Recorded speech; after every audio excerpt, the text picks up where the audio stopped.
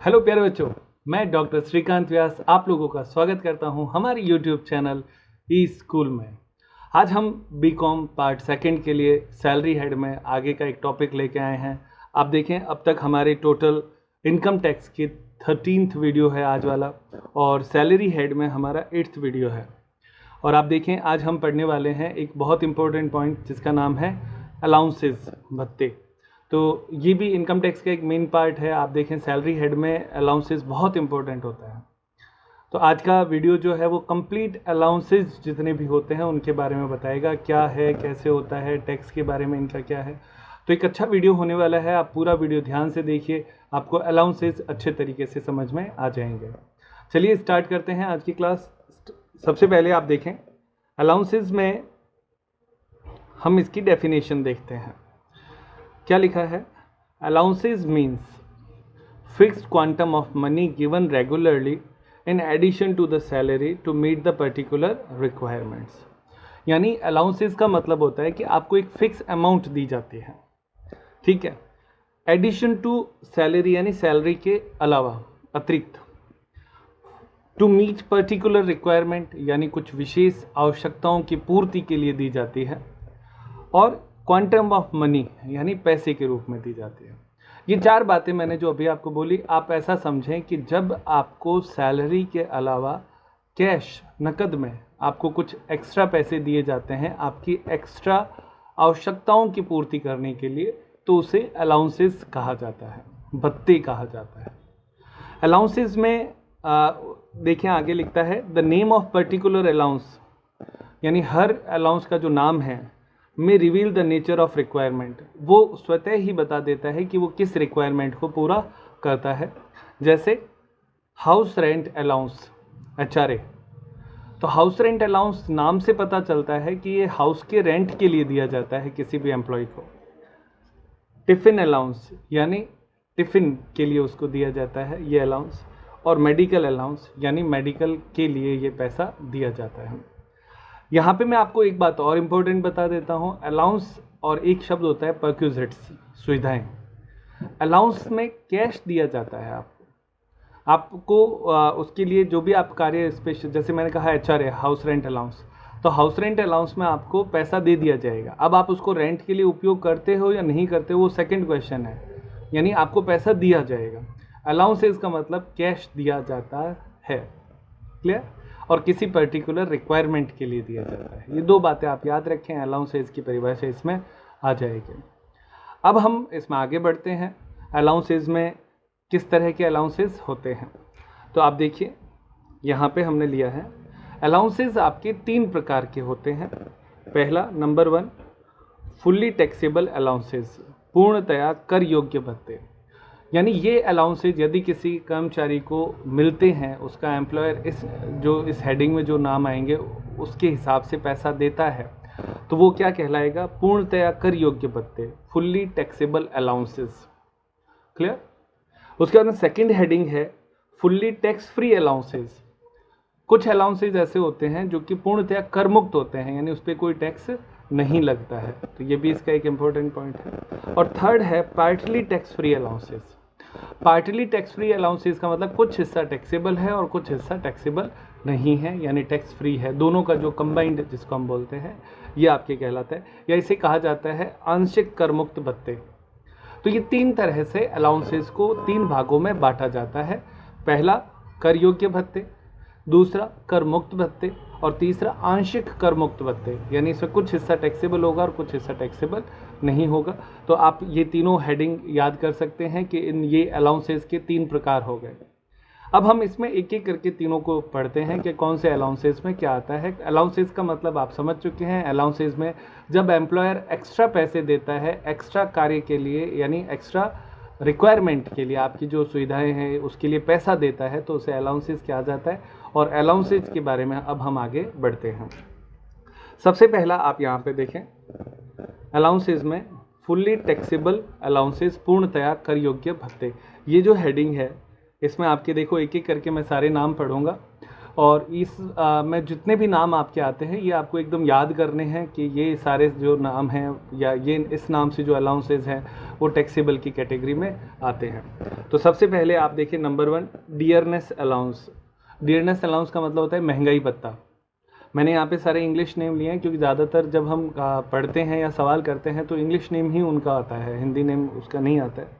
तो dearness allowance जिसको हम डीए बोलते हैं, महंगाई भत्ता, तो वो आपके क्या होता है टैक्सेबल में सबसे पहला नाम है डीए। वो कहता है DA is taxable for all employees whether it is according under the service and condition और नॉट। अगर वो सर्विस के अंतर्गत हो या नहीं हो कोई फ़र्क नहीं पड़ता, डीए टैक्सेबल होगा। डियरनेस अलाउंस महंगाई भत्ता हमेशा टैक्सेबल होगा, हर कर्मचारी के लिए टैक्सेबल होगा। उसके बाद में नंबर 2 आपके आता है मेडिकल अलाउंस। नाम से पता चल रहा है मेडिकल के लिए मिलता है। चूँकि इस लिस्ट में जितने भी नाम आएंगे वो सारे टैक्सेबल ही हैं, तो इसमें बहुत ज़्यादा कुछ समझने की ज़रूरत नहीं है आपको, तो बस ये सारे नाम याद करने हैं। तो मेडिकल अलाउंस हो गया। सर्वेंट अलाउंस नौकर रखने के लिए दिया जाता है। सिटी कंपनसेटरी अलाउंस नगर क्षतिपूरक भत्ता, एक शहर से दूसरे शहर में जाते हैं तो हर एक शहर का अलग अलग मिलता है, तो सीसीए बोलते हैं इसे, सिटी कंपनसेटरी अलाउंस। आपको सिर्फ नाम याद रखना है, सीसीए टैक्सेबल होता है। डेप्यूटेशन अलाउंस प्रतिनियुक्ति भत्ता बोलते हैं इसे। डेप्यूटेशन में यदि किसी व्यक्ति को डेप्यूटेशन अलाउंस मिलता है तो ये भी टैक्सेबल होता है। प्रोजेक्ट अलाउंस नाम से पता है, प्रोजेक्ट पर्टिकुलर किसी प्रोजेक्ट के लिए यदि मिले तो वो टैक्सेबल होता है। बच्चों इसमें कई बार ये प्रश्न हमारे सामने आता है कि सर ये सारे सबको मिलते हैं क्या, ये जितने भी अलाउंसेस के नाम आते हैं वो सारे मिलते हैं क्या? तो उसका आंसर है नहीं। ये मैक्सिमम नाम है जो अलग अलग ऑफिसेज में अलग अलग तरीके से मिलते हैं। जैसे अगर कोई गवर्नमेंट एम्प्लॉई है तो उसको एचआरए मिलता है, डीए मिलता है, सीसीए मिलता है, तो 3 ही मिले, या अधिकतम 1 या 2 और एक्स्ट्रा हो सकते हैं। अब ये लिस्ट तो बहुत बड़ी है, तो इसमें ऐसा नहीं है कि हर व्यक्ति को हर एक मिले। आप तो बस इतना याद रखें ये जो नाम है अगर किसी भी व्यक्ति को इनमें से कोई अलाउंस मिलता है तो वो आपके क्या होगा, टैक्सेबल होगा। डेप्यूटेशन के बाद में प्रोजेक्ट हो गया। प्रोजेक्ट के बाद में वार्डनशिप allowance.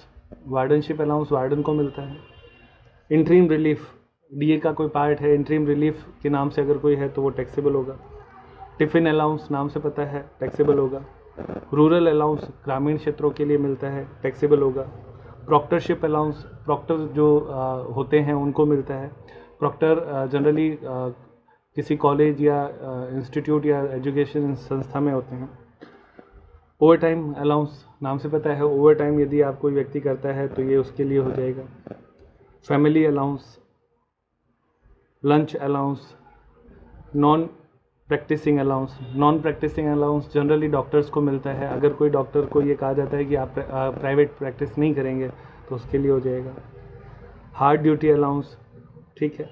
Telephone allowance, guard allowance और सिक्योरिटी अलाउंस और डॉग अलाउंस। ये टोटल हमने इसमें 19 की लिस्ट ली है। आप एक बार मेरे साथ वापस इसको एक बार देख लें या इसका स्क्रीनशॉट ले लें। 1 से लेके 10 तक यहाँ तक हो गया, और उसके बाद में यहाँ से आप आगे ले लें और 10 से लेके 19 तक। तो टोटल 19 की ये लिस्ट है। इसमें जो नाम आए वो सारे के सारे टैक्सेबल हैं। यानी अगर कोई व्यक्ति को इन नाम में से कोई भी अलाउंस यदि मिलता है तो चूँकि आपको नाम याद होगा तो आप तुरंत बता सकते हैं टैक्सेबल है या नहीं है। तो ये लिस्ट में कौन से आए हैं जो पूर्णतया टैक्सेबल हैं, यानी अगर किसी को इन नाम से कोई पैसा मिल रहा है तो वो टैक्सेबल की कैटेगरी में आएगा। इसमें अगर हम जनरली जो देखते हैं कि ज़्यादातर क्या है वो भी मैं बताता हूँ। देखो, डीए नॉर्मली हर सवाल में आता ही है। डीए, मेडिकल, सर्वेंट, सीसीए और डेप्यूटेशन ये कम आता है यूज़ में। और उसके बाद में आपके टेलीफोन अलाउंस और बस ये ऐसे है जो मैंने अभी टिक लगाए।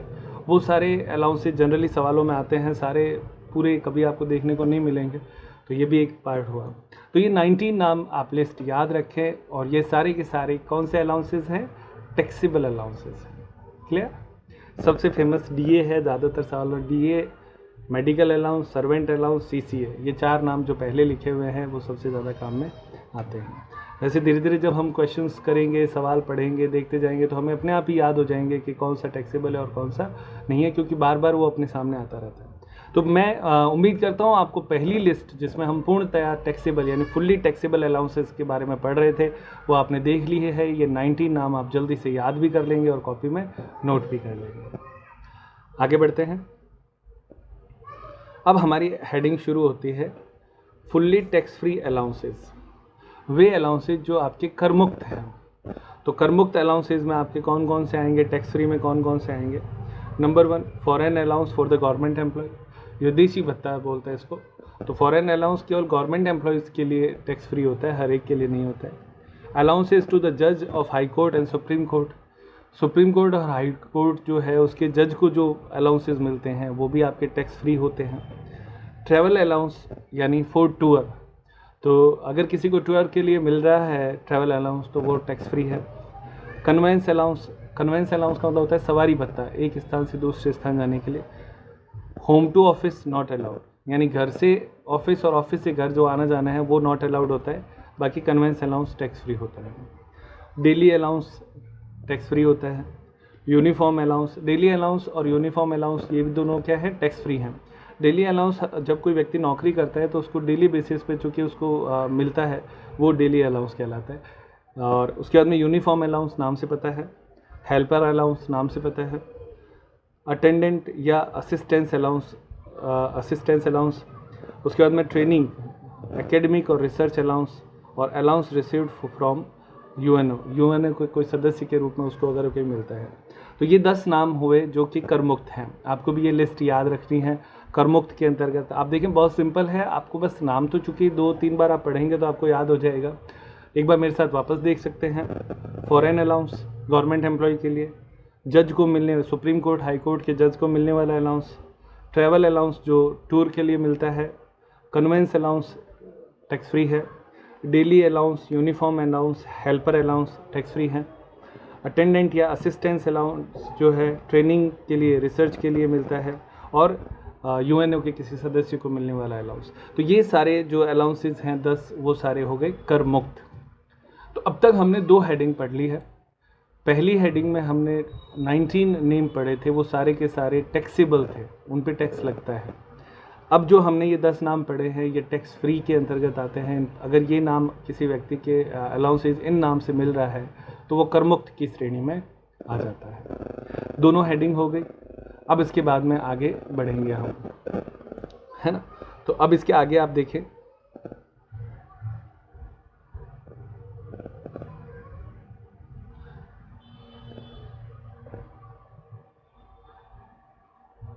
ये नोट एक बार आप साथ में देखते हुए चलें।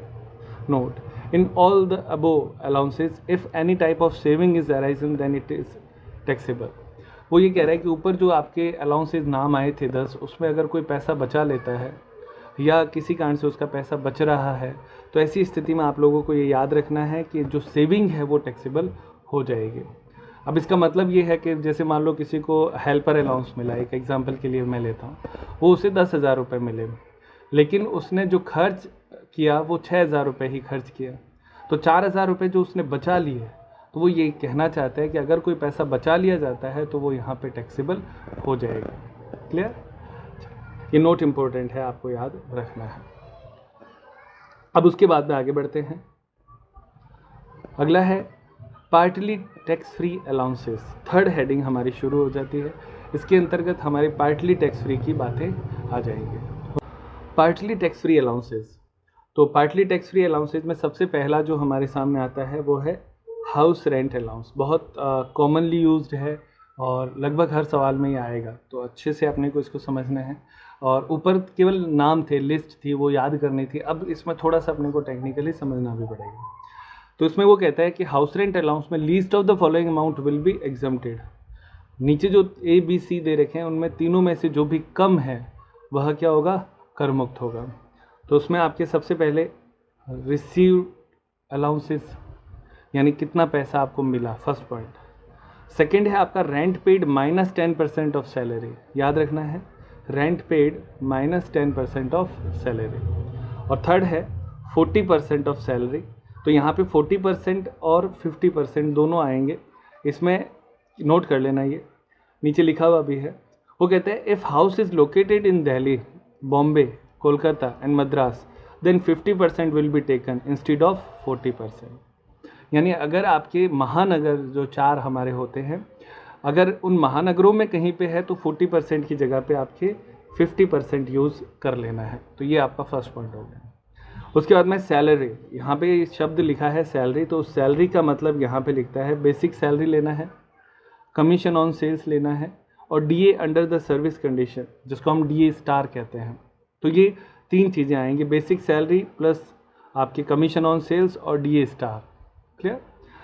उसके बाद में if employ resided in personal house, तो अगर कोई व्यक्ति किराए के मकान में नहीं रहता है और अपने खुद के ही किसी मकान में पर्सनल हाउस में रहता है, then whole amount will be taxable. तो ऐसी स्थिति में ये जितना भी पैसा मिलता है उसको एचआरए के नाम से वो टैक्सेबल हो जाएगा।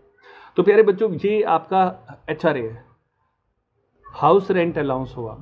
मैं एक बार इसको वापस रिपीट करता हूँ क्योंकि इंपॉर्टेंट है, आप इसको ध्यान से धीरे धीरे देखें।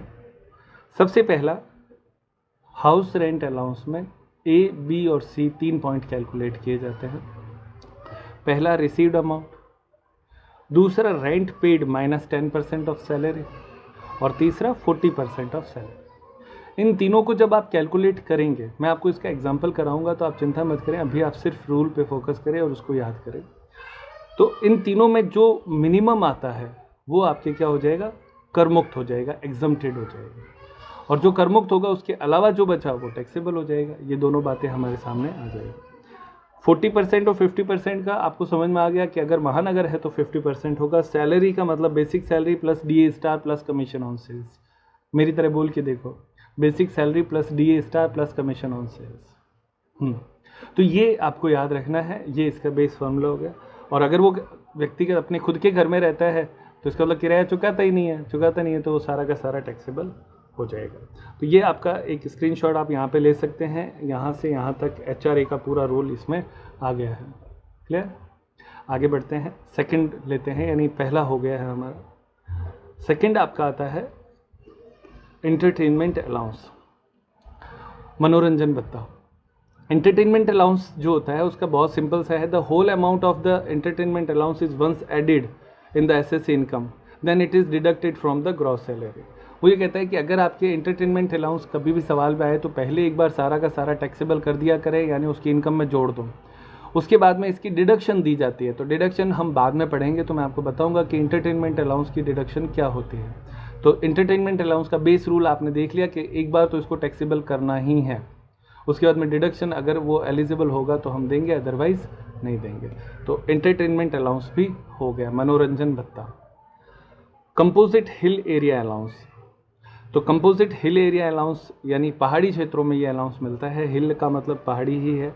तो हिल एरिया अलाउंस में वो कहता है 300 रुपये per month will be tax free for the area above 1000 metres, यानी ये 1000 मीटर जो है वो समुद्र तल से ऊंचाई को बोलते हैं। तो 300 रुपये पर मंथ तक आपके क्या होगा, टैक्स फ्री होगा। अगर इससे ज़्यादा मिल रहा है तो टैक्सेबल हो जाएगा। ये इतनी सी बात इसमें बताता है। और ये 1000 जो है वो सी लेवल हो गया, समुद्र तल से ऊंचाई के बारे में हो गया। तो आप सिंपल सा याद रखें, कंपोजिट हिल एरिया अलाउंस 300 रुपये पर मंथ और 1000 मीटर तक है। इससे ऊंचाई बढ़ती है तो ऐसी स्थिति में ये भी बढ़ जाता है, लेकिन हमारे लिए फ़िलहाल इतना ही याद रखना काफ़ी है कि कंपोजिट हिल एरिया कितना है कि 300 रुपये पर मंथ है और 1000 मीटर तक है। नेक्स्ट देखें तो कंपोजिट एरिया अलाउंस हो गया। नेक्स्ट है बॉर्डर एरिया अलाउंस, या इसको ट्राइबल एरिया अलाउंस भी बोलते हैं। तो ये अलाउंस के बारे में देखो, आपकी सीरीज दे रखी है ए से एफ तक। अपने को अगर प्रश्न में होगा तो अपने को ये बताएगा कि वो कौन से एरिया में आता है। तो ए से लेके एफ तक में कौन सी स्थिति में वो है, यानी जो जब कोई बॉर्डर एरिया अलाउंस आएगा तो उसमें वो अपने को बताएगा कि ए से लेके एफ तक कौन सी कैटेगरी में आता है। तो जिस भी कैटेगरी में आए तो अपने को ये संख्याएँ याद रखनी है। ए से लेके एफ तक, ए यानी 1300 है और एफ का मतलब 200 रुपये पर मंथ तक आपके टैक्स फ्री होता है, यानी सबसे कम 200 और सबसे ज़्यादा 1300 रुपये पर मंथ तक। और ये सीरीज़ यानी ए से लेके एफ की कैटेगरी बना रखी है। तो border area allowance as per the category हो जाएगा, ए से लेके एफ तक हो जाएगा और संख्याएँ आपको ये याद करनी है। नेक्स्ट देखिए, पांचवा है चिल्ड्रन एजुकेशन अलाउंस। बच्चों की शिक्षा के लिए यदि पैसा मिलता है चिल्ड्रन एजुकेशन अलाउंस में, तो वो 100 रुपये पर मंथ पर child received allowed which ever is less. ये बहुत सिंपल सा है, 100 रुपये पर मंथ पर चाइल्ड, एक बच्चे के लिए 100 रुपये मिलता है। तो वहाँ तक वो क्या होता है, करमुक्त होता है। लेकिन छूट जो है वो आपको मैक्सिमम 2 बच्चों तक ही मिलेगी, यानी 2 बच्चों तक ही 100 रुपये करमुक्त होगा। अगर 2 से ज़्यादा बच्चे हैं तो जितने भी एक्स्ट्रा बच्चे हुए उन पे जितना भी पैसा मिलेगा वो सारा टैक्सेबल हो जाएगा। तो चिल्ड्रन एजुकेशन अलाउंस आप सिर्फ इतना सा याद रखें, 100 रुपये प्रति बच्चा अधिकतम 2 बच्चों के लिए।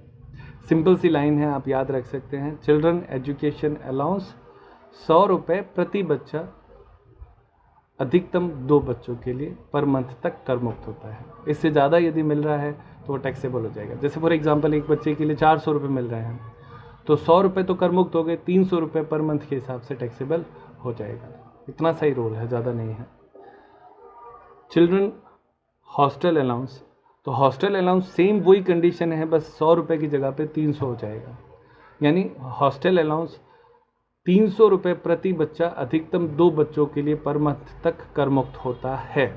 ये इतनी सी बात इसमें आपके आ जाती है। तो हॉस्टल अलाउंस भी हो गया। उसके बाद में आपके आता है ट्राइबल एरिया और शेड्यूल और असर्जेंस एरिया अलाउंस। तो ये आपके ट्राइबल एरिया अलाउंस आप इसको कह सकते हैं। 200 रुपये पर मंथ तक आपको लेना है। क्लियर। और इसमें स्टेट के नाम दे रखे हैं, कौन कौन से स्टेट में, ये इंपॉर्टेंट है। एमपी यानी मध्य प्रदेश, यूपी यानी उत्तर प्रदेश, त्रिपुरा, उड़ीसा, तमिलनाडु, असम, बिहार, कर्नाटका, वेस्ट बंगाल, तो यहाँ तक ये नाम हुए। इन Rajasthan whole amount allowance will be taxable. यानी हमारा चूँकि राजस्थान है तो राजस्थान का नाम इस लिस्ट में नहीं है, तो यहाँ पे लिखा भी है कि राजस्थान में अगर ये मिलता है ट्राइबल एरिया अलाउंस तो वो आपके टैक्सेबल होगा। और 200 रुपये पर मंथ केवल ये स्टेट जो दे रखे थे उसी में है, राजस्थान में टैक्सेबल होने वाला है। ये हो गया tribal area allowance. Next transport allowance for driver only. Transport allowance जो ट्रांसपोर्ट एजेंसी में काम करते हैं उन लोगों के लिए ही है, ये याद रखना, इसीलिए फॉर ड्राइवर ओनली लिखा हुआ है। Tax free 70% of the received allowance और 10,000 विच एवर इज लेस। यानी उनको जितना पैसा मिलता है इस अलाउंस के नाम से 70% ऑफ अलाउंस या 10,000 दोनों में से जो भी कम हो, tax free 70% of the allowance है ना, और 10,000 विच एवर इज लेस। तो इसको बहुत सिंपल से याद रख सकते हैं, 70% जो अलाउंस मिला उसका या 10,000 दोनों में से जो भी कम हो कर मुक्त होगा। ये transport allowance for the driver है। Next compensatory modified field area allowance 1,000 रुपये पर मंथ तक टैक्स फ्री है। नाम याद रखना है, ज़्यादा घबराने की ज़रूरत नहीं है कि ये जो कंपनसेटरी मॉडिफाइड फील्ड एरिया जो अलाउंस नाम से है, इसमें ये ज़रूरी नहीं है हमारे लिए कि ये क्यों मिलता है, क्या है इसकी थ्योरी, क्या है, कुछ नहीं है। इनकम टैक्स की बुक में भी सिर्फ इतना ही दिया हुआ होता है, तो ज़्यादा घबराने की ज़रूरत नहीं है, सोचने की ज़रूरत नहीं है, नाम याद रखने। तो जैसे ही कंपनसेटरी मॉडिफाइड फील्ड एरिया है तो आपके दिमाग में तुरंत आना चाहिए 1,000 रुपये तक कर मुक्त होता है ना। उसके बाद में काउंटर इंसर्जेंसी और कंपनसेटरी फील्ड एरिया अलाउंस, तो 3,900 रुपये तक टैक्स फ्री होता है। तो नाम याद क्या हुआ, काउंटर इंसर्जेंसी और कंपनसेटरी फील्ड एरिया अलाउंस। उसके बाद में underground allowance for the coal mines 800 रुपये पर मंथ तक टैक्स फ्री होता है। अंडरग्राउंड यानी कोल माइंस हो गए 800 रुपये तक। आइलैंड ड्यूटी अलाउंस 3200 रुपये पर मंथ तक, 3250 रुपये पर मंथ तक एग्जम्प्टेड होता है।